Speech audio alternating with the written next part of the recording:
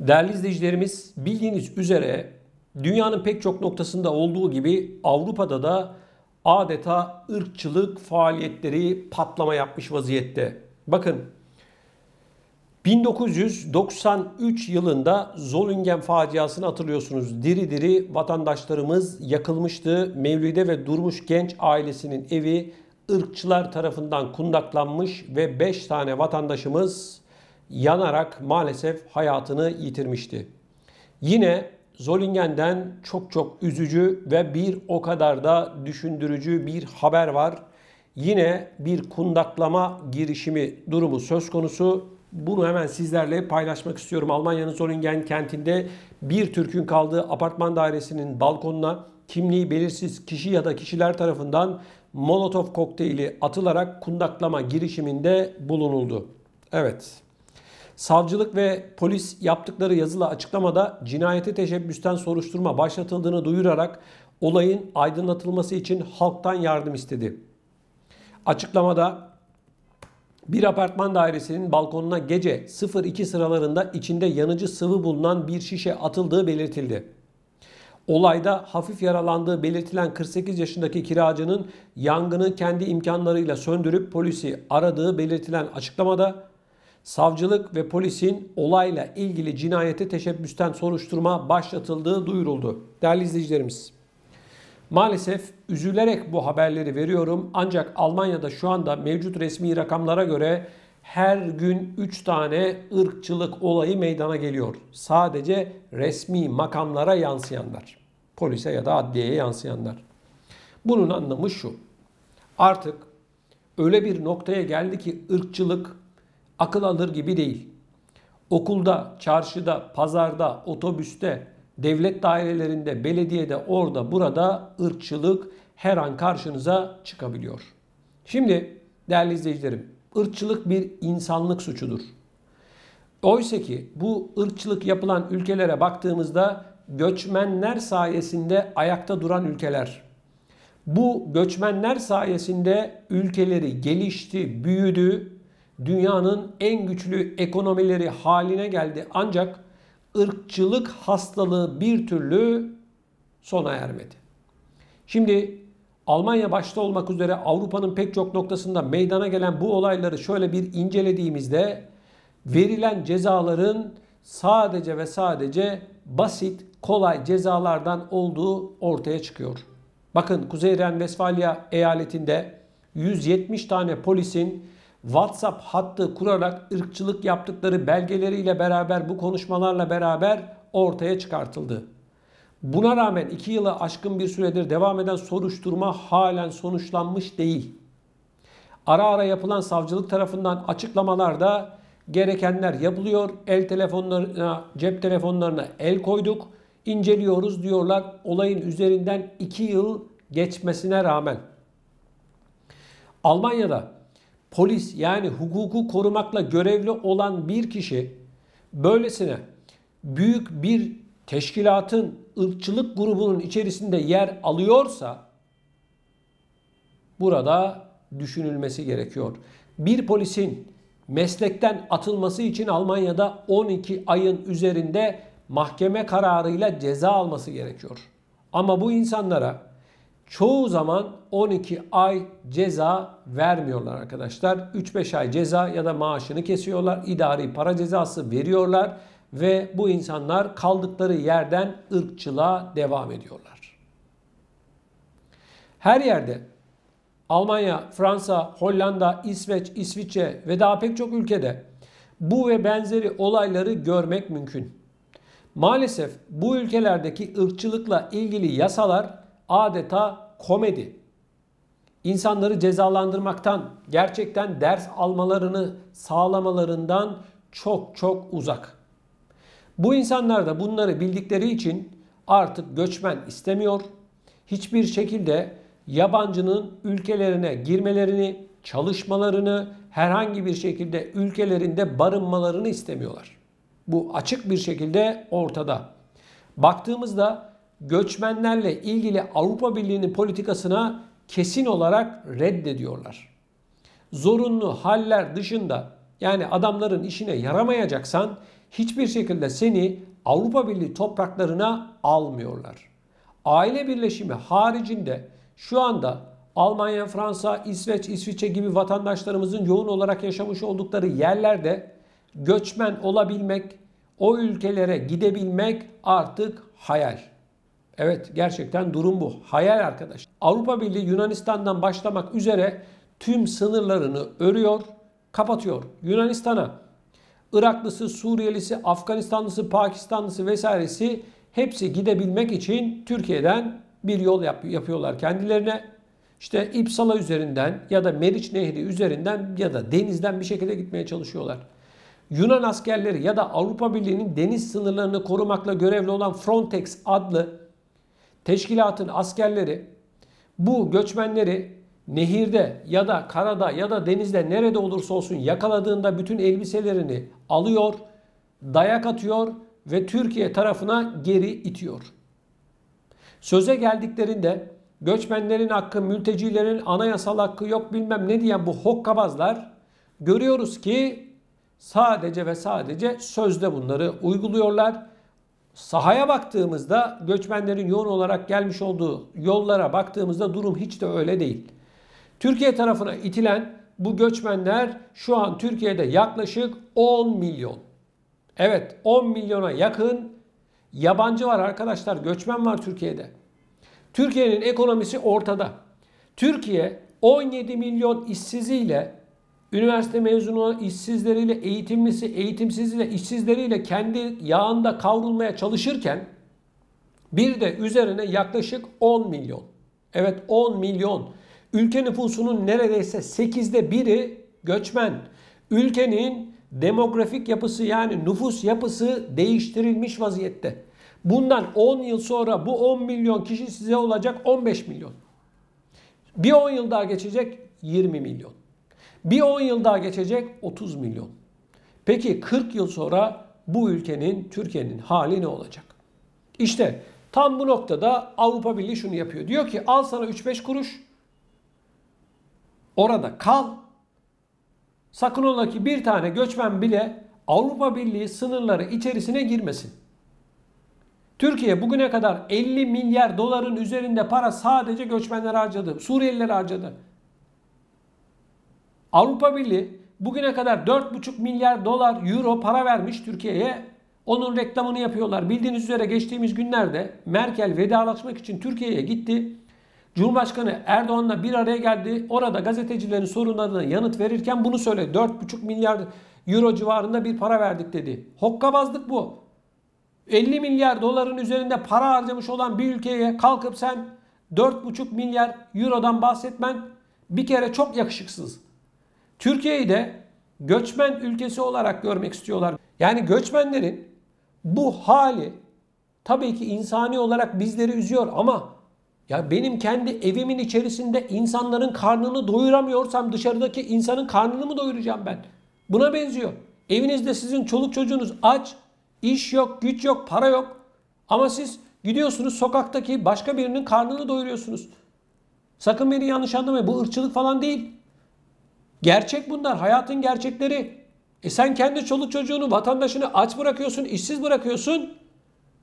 Neymiş? Müslümanmışız. Tabii ki Müslümanız. Başka üzerine elhamdülillah. Ama kardeşim yani İslam'da önce kendi aileni aç bırak git başkasına yardım et mi diyor. Sakın beni yanlış anlamayın. Irkçılık falan değil bu. Sakın. Türkiye bir Almanya değil. Almanya her almış olduğu göçmeni okula gönderiyor, dil eğitimini veriyor, cebine harçlığını koyuyor, evini tutuyor. Türkiye'de böyle bir şey yok. Kapıdan giren selamun aleyküm diyor. Saldım çayıra Mevlam kayıra. Hadi bakalım Aksaray'a. Hadi bakalım İzmir'e, Ankara'ya, büyük şehirlere. Kardeşim Türkiye'nin altyapısı yok. Türkiye'nin parası da yok. Ve Avrupa Birliği de utanmadan diyor ki Türkiye çok güzel işler yapıyor diyor. Tabi 10 milyon sığınmacı Almanya'ya gelseydi ya da diğer ülkelere gelseydi hepiniz komaya girerdiniz. Türkiye çok güzel işler yapıyor. Allah Allah, sizin bu sözlerinizden dolayı biz mutluluktan uçuyoruz. 17 milyon işsiz var kardeşim Türkiye'de. 17 milyon. Adamlar üniversiteyi bitiriyor işsiz. İşten çıkıyor işsiz. Bir evde, her evde neredeyse bir tane işsiz var. Avrupa Birliği de diyor ki o diyor çok güzel iş yapıyoruz. Tabi vatandaşı aç, sefil. Güzel iş tabi. Ama bu ülkeleri kim karıştırıyor? Suriye'yi kim karıştırdı? Irak'ı kim karıştırdı? İran'ı kim karıştırdı? Pakistan, Afganistan kim karıştırdı? Bu göçmenlerin yoğun olarak gelmiş olduğu ülkelerden bahsediyorum. Türkiye sanki babalarının dükkanı. Böyle şey mi olur ya? Yeter artık kardeşim. Yeter. Türkiye'nin yapacağı şey belli arkadaşlar. Açacak kapıları. Ne kadar göçmen varsa hepsine diyecek ki hadi size iyi günler. Gidin kardeşim. Zaten göçmenlerin amacı Türkiye'de kalmak değil. Göçmenlerin bir tek amacı var arkadaşlar. Söylüyorum. Almanya başta olmak üzere Avrupa'ya gitmek. Türkiye'yi kullanıyorlar bu göçmenler. Evet. Tamam savaştan kaçtılar baş göz üzerine. Çoluk çocuk perişan, baş göz üzerine. Yaşlılar perişan. Ama kardeşim halkın artık buna dayanacak hali kalmadı. Bu göçmen politikası yanlış. Baştan sona yanlış. Yanlış. Kusura bakmayın. Birileri alınıyor biliyorum. Yayınlarımızı izliyorlar. Biraz gönül koyuyorlar bana ama hiç kimse kusura bakmasın.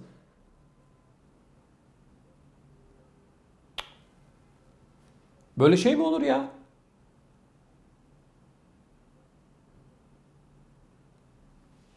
Değerli izleyicilerimiz, bu olaylar gerçekten sokaktaki vatandaşı da üzüyor. Avrupa Birliği ikiyüzlü siyasetini oynamaya devam ediyor. 60 yılı aşkın bir süredir Avrupa Birliği'nin kapısında bekletilen bir Türkiye var. Bugün yarın yok vize serbesti, yok o bilmem ne. Hepsi yalan, hepsi dolan. Böyle saçma şey mi olur ya? Türkiye'nin de gereğini yapması gerekiyor. Elindeki en büyük koz bu göçmenler. Açacak kapıları bırakacak. Bırak gitsinler kardeşim. Bunların amacı Türkiye'de kalmak değil. Bunlar zaten Avrupa'ya gelmek istiyorlar. Türkiye eski Türkiye değil. Tamam ekonomik olarak gerçekten güzel şeyler de yapılıyor. Bugün euro 11 lira. Dolar 9,5-10 liraya gidiyor. Vatandaşın almış olduğu maaş cebinde eriyor. Vatandaş hiçbir şeye bakmaz kardeşim. Cebine bakar cebine. Cebinde para yoksa bu vatandaş için hiçbir şeyin hiçbir anlamı yoktur arkadaş. Cebinde para var mı yok mu? Hani bir laf var ya, tencere kaynıyor mu? Etin kilosu 80-90 lira olmuş. Asgari ücret 2825 lira Türkiye'de bekarlar için. 3100 lira da evliler için. Nasıl geçinecek? Nasıl ay sonunu getirecek? Bakın ben siyaset yapmıyorum. Sakın beni yanlış anlamayın. Benim siyasette falan işim yok. Ben halkın bana aktardıklarını buradan sizinle paylaşıyorum. Hepsi bu. Ben gazetecilik yapıyorum. Onu eleştirme, bunu konuşma. Ne yapacağız burada? Alkış mı yapacağız? Her şey çok güzel kardeşim. 10 numara mı diyeceğiz? Ne bekliyorsunuz? Ne bekliyorsunuz? Avrupa Birliği bizi aldatıyor arkadaşlar. Bizimle çocuk gibi oynuyor. Ben bunu anlatıyorum. Türkiye'nin yapacağı belli arkadaşlar. Türkiye açacak kapılarını. Hadi bakalım diyecek. Bakın saygıdeğer izleyicilerimiz. 10 tane devlet büyükelçileri Türkiye'de bir açıklama yaptılar. Türkiye'de tutuklu bulunan Osman Kavala diye birinin serbest kalmasını istiyoruz dediler. Kim bu Osman Kavala? Bu Osman Kavala 15 Temmuz hain darbe girişiminde perde arkasında bulunduğu iddia edilen kişilerden bir tanesi. Saroz'da yani uluslararası para babası parayı basıyor, ülkelerin politikalarını belirliyor falan. Bunun yardımcılarından, sağ kollarından biri olduğu iddia ediliyor. İddia bu yönde. Basına yansıyanlar bu yönde. Şimdi 10 tane ülke diyor ki bu diyor bunu bırakın diyor. Şimdi bakın 15 Temmuz hain darbe girişimin sırasında bunu gerçekleştirenler, bu hain FETÖ'cüler, onlar bunlar. Çoğu nereye kaçtılar? Bu 10 ülkeye kaçtılar. Çoğu 10 ülkeye kaçtı. Almanya Avrupa'da başta olmak üzere. bu FETÖ'cülere ev sahipliği yaptı. Değil mi? Bunlardan bir tanesi mesela Balyoz Ergenekon davalarının savcısı olan Zekeriya Öz. Nerede? Almanya'da. Adam Almanya istihbaratına çalışmış biri. Bu yönde iddialar var. Şimdi Almanya FETÖ'cülerin hepsine ev sahipliği yapıyor, kucaklıyor bunları. Şimdi de diyor ki bize şeylerden, hukuktan bahsediyor. Bu teröristleri bize vermiyor, Türkiye'ye vermiyor. Kendisi diyor ki Osman Kavala'yı bırakın diyor. Ya kardeşim sen önce hangi yüzle, hangi sıfatla çıkıyorsun diyorsun ki bunları bize ver diyorsun.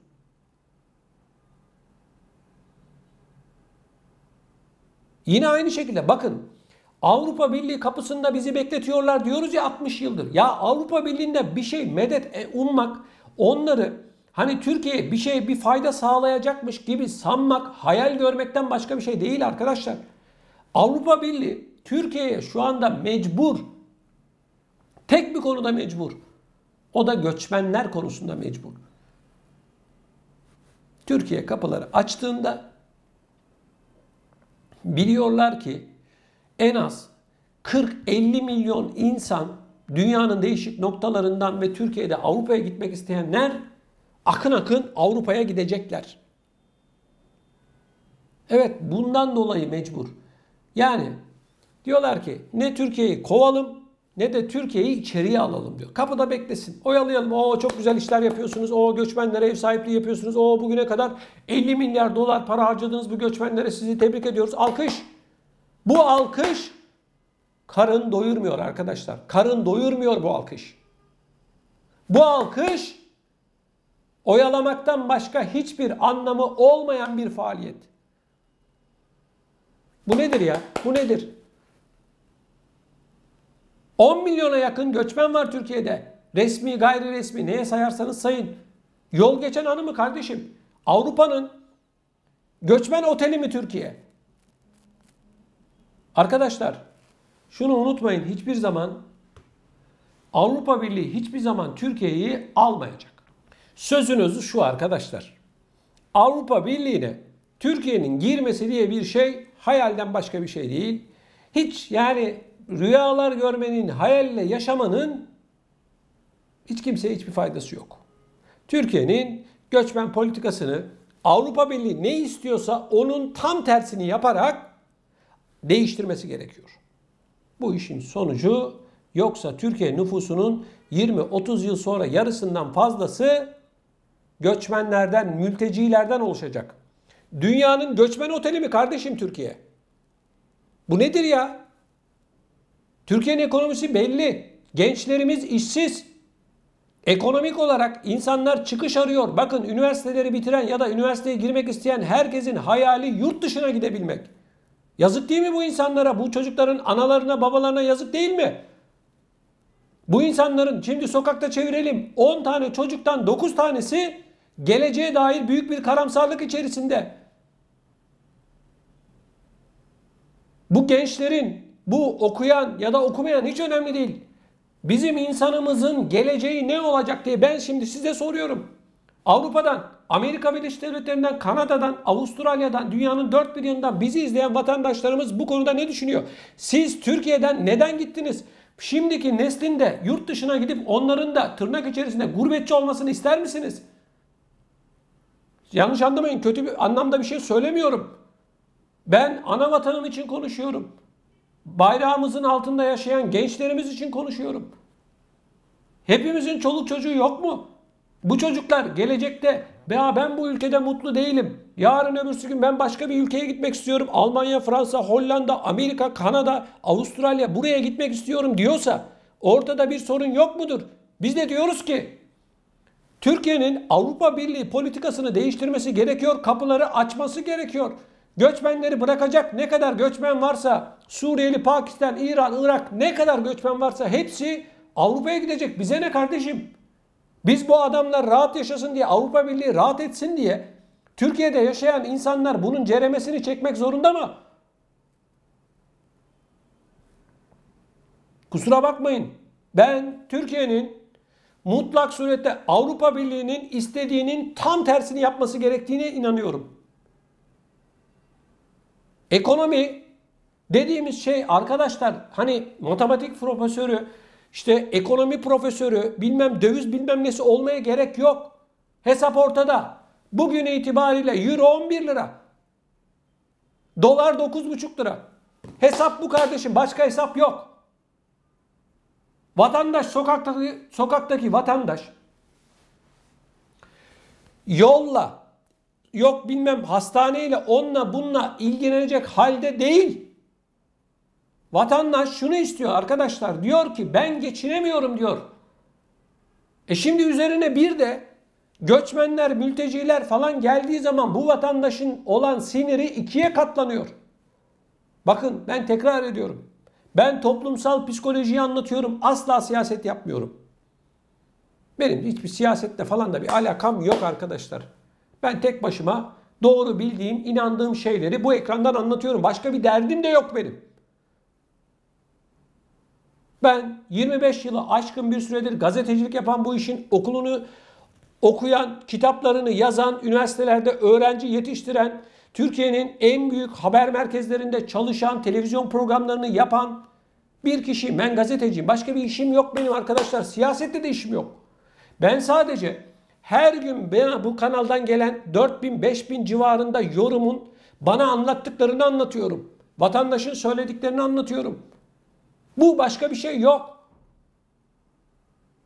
Avrupa Birliği oyun oynuyor arkadaşlar Türkiye ile, ana vatanımızda. Avrupa Birliği aman bana kimse gelmesin, kapımı kimse çalmasın, bir tane dahi göçmen buradan geçmesin diyor. Ama Türkiye'de kalsınlar bunlar, Türkiye ne hali varsa görsün diyor arkadaşlar. Şimdi adil mi bu? 60 yılın üzerinde Avrupa Birliği kapısında bekletiliyoruz değil mi? Türkiye'den birisi Almanya'ya gelmek istediğinde konsolosluğun önünde 50.000 tane yok vize evrakı, yok bilmem neyi, yok gelir belgesi, yok o belgesi, bu belgesi, bilmem neleri hazırlatıyorsun. Üzerine bir de vize parası alıyorsun. Vizeyi veriyor musun? O da yok. Yazık değil mi bu insanlara? 5 milyon civarında insanımız Almanya'da yaşıyor. Türkiye'den sonra en çok Türkiye kökenlinin yaşamış olduğu ülke Almanya. Şimdi düşünün bakalım, Almanya'dan bizi izleyenler, sizin Türkiye'deki akrabalarınız sizin yanınıza gelmek istediğinde önüne bir set çekilmiş mi, çekilmemiş mi? Bu insan haklarına aykırı bir şey değil mi? Ananız, babanız, kardeşleriniz, sevdikleriniz sizin yanınıza gelebiliyor mu? Sizi görebiliyor mu? En son ne zaman görüştünüz? Ölene kadar bu hasret devam edecek. Türkiye'nin önüne koymadık bahane, bırakmadılar. Kusura bakmayın ya, sinirlerim çok bozuk ya. Vatandaş 10 günlük vize alacak, 15 günlük vize alacak. Konsolosluklarda vatandaşı süründürüyorlar. Bu mudur arkadaş insan hakları, demokrasi? Türkiye'ye yeri geldiklerinde ne diyorlar? Müttefikimiz bizim. Bu mu lan senin müttefikin? Bu mu senin müttefikin? Her fırsatta Türkiye yapmadığınız, oyunu bırakmadığınız şeyi kalmadı be. Darbe girişimine kadar yaptınız. Her türlü hokkabazlığı yaptınız. Söze gelince biz NATO'da ortak ülkeyiz. Bizim için Türkiye çok önemli. Bu mu lan sizin öneminiz? Hokkabazlar. Bu mu sizin insan hakları anlayışınız, müttefik anlayışınız? Türkiye'yi göçmen oteli haline getirdiniz be.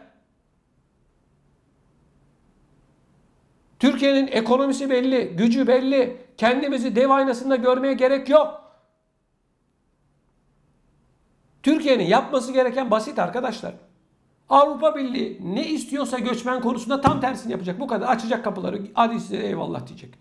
Yunanistan sınırına hadi bakalım bir günde 100.000 kişi dayansın bakayım. Yunanistan ordusu mu, askeri mi, polisi mi, hokkabazı mı, kim ne yapabiliyor? Hiç kimse hiçbir şey yapamaz kardeşim. 100.000 kişiden bahsediyorum. Gazetede Türkiye'de bir tane haber çıkacak, diyecekler ki Türkiye sınırları, kapıları açtı. Gör bak o zaman neler oluyor. Türkiye'nin içerisinde Avrupa'ya gitmeyi bekleyen yüz binler, milyonlar var. Göçmenlerden bahsediyorum. Hepsi Edirne, Bulgaristan, Ege Denizi, ne kadar karşı tarafa geçme yolu varsa hepsini kullanacaklar. Avrupa Birliği Türkiye'nin bakın kendi karasularında, kendi ekonomik alanında, Doğu Akdeniz'den bahsediyorum, Ege Denizi'nden bahsediyorum. Bakın Doğu Akdeniz'de petrol, doğalgaz arıyoruz değil mi? Aradık. Gemilerimiz de bize ait olan gemilerle. Yunanistan ayaklandı. Fransa'nın ordusunun askeri uçakları, askeri gemileri Ege Denizi'ne geldi. Niye? Bize gözdağı vermek için. Almanya ayaklandı. Siz buralarda arayamazsınız diye. Arkadaşlar Türkiye'yi sadece Antalya limanına hapsetmek istiyorlar. Yani diyorlar ki siz Kuzey Kıbrıs Türk Cumhuriyeti'ne bile gidemezsiniz. Burası bizim diyor Avrupa Birliği. Yunanistan bunu söylüyor. Bunun için Yunanistan gitti. İsrail'le anlaştı. Amerika Birleşik Devletleri'ne üs verdi. Edirne'nin hemen karşı tarafında adalarda Amerika Birleşik Devletleri'ne üsler verdi. Şu anda Amerika Birleşik Devletleri asker yığıyor oraya. Avrupa Birliği için biz önemli müttefikiz. Ya kardeşim kendi denizinde petrolde doğalgazını sana çıkartmıyor. Sen kimsin? Bu mu Avrupa Birliği? Bu mu müttefiklik? Bu mu uluslararası hukuk? Kendi mavi vatanımızda, kendi topraklarımızda, sularımızda bize ait olan doğalgaz, petrolü çıkartamıyoruz kardeşim. Türkiye şu anda Akdeniz'de doğalgazı, petrolü çoktan buldu. Ama şu anki bu siyasi Avrupa Birliği başta olmak üzere Türkiye'ye müttefik diyen hokkabazların yüzünden çıkartamıyoruz. Bak Karadeniz'de çat diye çıkartılacak. Çünkü sorunlu bir yer değil. Türkiye'nin kendi karasularındaydı. Ama kardeşim Akdeniz petrol kaynıyor, doğalgaz kaynıyor. Bu mu sizin müttefikliğiniz? Bu mu sizin insan haklarınız? Bu mu sizin demokrasiniz? Avrupa Birliği Türkiye'yi geride bırakmak için, Türkiye'yi zora sokmak için elinden gelen her türlü hokkabazlığı yapıyor ama Türkiye'nin şu göçmen konusunda masaya yumruğunu vurması lazım kardeşim. Yeter ya. Hangi Avrupa Birliği'nden bahsediyoruz kardeşim? Türkiye Avrupa Birliği'ne falan alınmayacak.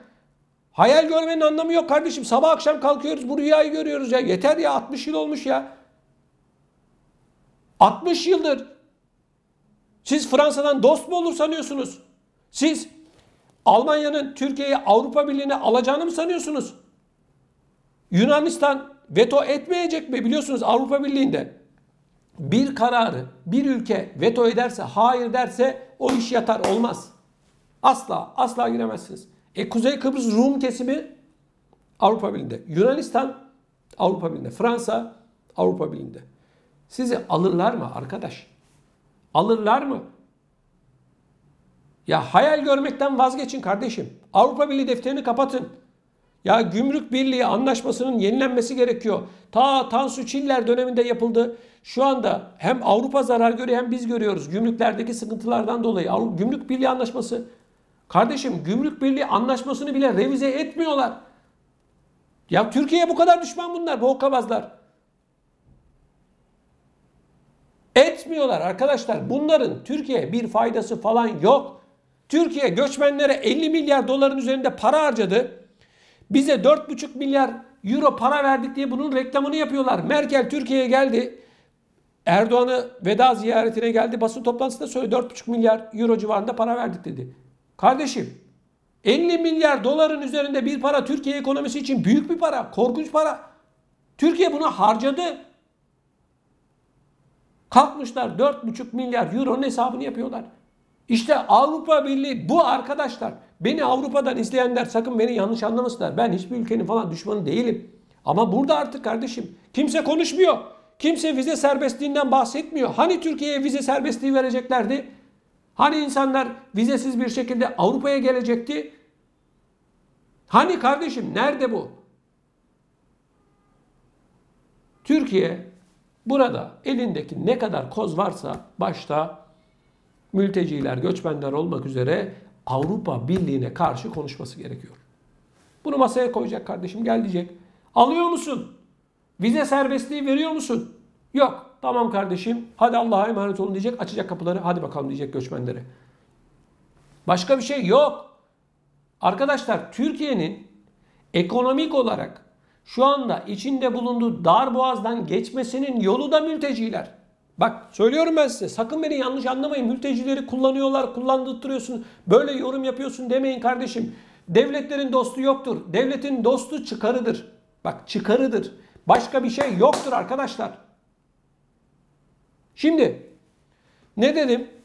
Türkiye'yi Doğu Akdeniz'de Antalya limanına hapsetmek istiyorlar. Bizim kendi karasularımızda, ekonomik alanlarımızda doğalgaz, petrol arattırmak istemiyorlar bize, değil mi?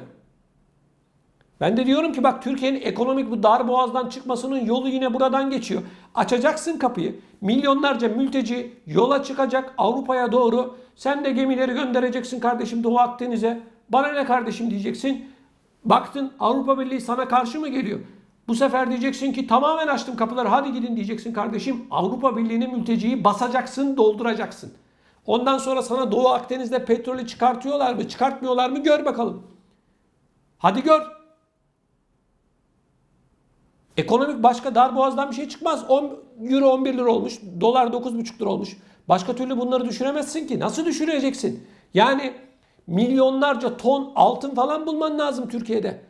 Bu ekonomik cari açığın, bu dengesizliğin bitmesi için arkadaşlar siyaset bir satranç oyunudur. Sen elindeki ne kadar koz varsa bunu masaya süreceksin. Avrupa Birliği ya da diğer gelişmiş ülkeler böyle yapıyor. Uluslararası hukuk zaten buna müsaade ediyor. Bana ne kardeşim diyeceksin, bırak git. Bırak gitsinler ya bu mülteciyle. Ne zamana kadar bakacak kardeşim Türkiye? Ya Türkiye'de 17 milyon işsiz var diyorum ya. 17 milyon. 17 milyon. Gençler işsiz. Niye yurt dışına gitmek istiyor bu insanlar? Bizim şuna bakın, kalpten gönülden söylüyorum. Türkiye'nin başka çıkışı yok. Yok.